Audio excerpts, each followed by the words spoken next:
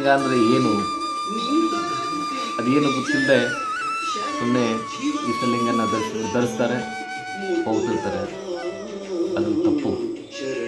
ಯಾಕಪ್ಪ ಅಂದರೆ ಇಂದಿನ ವೈಜ್ಞಾನಿಕ ಯುಗದಲ್ಲಿ ನಮ್ಮಲ್ಲಿರ್ತಕ್ಕಂಥ ದುರ್ಬುದ್ಧಿಗಳೇ ಆಗಿರ್ಬೋದು, ದುರಾಲೋಚನೆಗಳೇ ಆಗಿರ್ಬೋದು, ಅವುಗಳನ್ನ ತೊಳೆದುಬಿಟ್ಟು ಪರಿಶುದ್ಧವಾದ ಮನಸ್ಸು, ಪರಿಶುದ್ಧವಾದ ಏಕಾಗ್ರತೆಯನ್ನು ಪಡೆಯೋದಕ್ಕೆ ಈ ಇಷ್ಟಲಿಂಗ ತುಂಬ ಅದ್ಭುತವಾಗಿ ಸಹಾಯ ಆಗ್ತದೆ. ಅದು ಹೇಗಪ್ಪ ಅಂದರೆ, ಈ ಇಷ್ಟಲಿಂಗದಲ್ಲಿ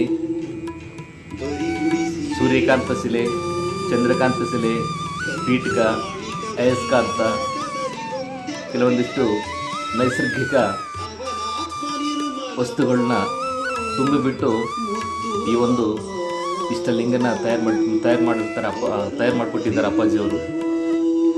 ನಾವು ನಮ್ಮಲ್ಲಿರ್ತಕ್ಕಂತಹ ದುರಾಲೋಚನೆ ಆಗಿರ್ಬೋದು, ಒಂದು ಕೆಟ್ಟ ಮನಸ್ಥಿತಿನ ಆಗಿರ್ಬೋದು, ಈ ಒಂದು ಏಕಾಗ್ರತೆ ಅನ್ನೋ ಒಂದು ಅಂಶದಿಂದ ನಮ್ಮಲ್ಲಿರ್ತಕ್ಕಂತಹ ಒಂದು ದುರಾಲೋಚನೆಗಳನ್ನ, ಒಂದು ಕೆಟ್ಟ ಬುದ್ಧಿಗಳನ್ನ ತೊಳೆದಾಕ್ಬೋದು. ಒಂದು ನಿಮಿಷದಿಂದ ನಿಮ್ಮ ಸಾಮರ್ಥ್ಯ 15 ನಿಮಿಷ ಆಗಿರ್ಬೋದು, 5 ನಿಮಿಷ ಆಗಿರ್ಬೋದು, 10 ನಿಮಿಷ ಆಗಿರ್ಬೋದು, ನಿಮ್ಮ ಸಾಮರ್ಥ್ಯ ನೀವು ಎಷ್ಟೆಷ್ಟು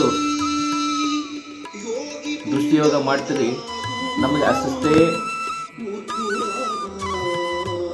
ಏಕಾಗ್ರತೆ ಬೆಳೀತಾ ಹೋಗ್ತದೆ. ಈ ಏಕಾಗ್ರತೆ ಅನ್ನೋದು ಈ ದೃಷ್ಟಿ ಯೋಗಕ್ಕೆ ತುಂಬ ಮುಖ್ಯ ಆಗ್ತದೆ. ಅದಕ್ಕಾಗಿ ಪ್ರತಿಯೊಬ್ಬ ಶರಣ ಬಂಧುಗಳು ಈ ದೃಷ್ಟಿಯೋಗ, ಈ ಇಷ್ಟಲಿಂಗನ ಅರ್ಥನ ತಿಳ್ಕೊಳ್ರಿ. ಆಮೇಲೆ ಈ ಒಂದು ದೃಷ್ಟಿಯೋಗದ ಮಹತ್ವ, ದೃಷ್ಟಿಯೋಗದ ಒಂದು ಪ್ರಯೋಜನಗಳನ್ನ ಪ್ರತಿಯೊಬ್ಬರು ತಿಳ್ಕೋಬೇಕು. ಇಂದಿನ ವೈಜ್ಞಾನಿಕ ಯುಗದಲ್ಲಿ ಬಹುತೇಕ ಇಂದಿನ ಯುವ ಪೀಳಿಗೆಗಳಿಗೆ ಒಂದು ಮಾತು ಹೇಳೋದಕ್ಕೆ ಇಷ್ಟಪಡ್ತೀನಿ. ನಿಮ್ಮಗಳ ಸಮಯದಲ್ಲಿ ಕನಿಷ್ಠ ಪಕ್ಷ 5 ನಿಮಿಷ, ಪ್ರತಿದಿನ 5 ನಿಮಿಷ, ಬೆಳಗ್ಗೆಯಿಂದ ರಾತ್ರಿ ಮಲಗುವ ತನಕ 5 ನಿಮಿಷ ಈ ಒಂದು ಇಷ್ಟಲಿಂಗ ಪೂಜೆ ಮಾಡಿಕೊಳ್ಳಿ.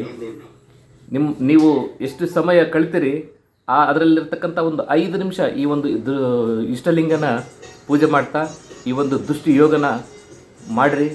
ಅದರ ಒಂದು ಲಾಭನ ನೀವೇ ಪಡೆದುಕೊಳ್ಳ್ರಿ. 1 ದಿನ, 2 ದಿನ, 3 ದಿನ, 4 ದಿನ, ಒಂದು 15 ದಿನದಲ್ಲಿ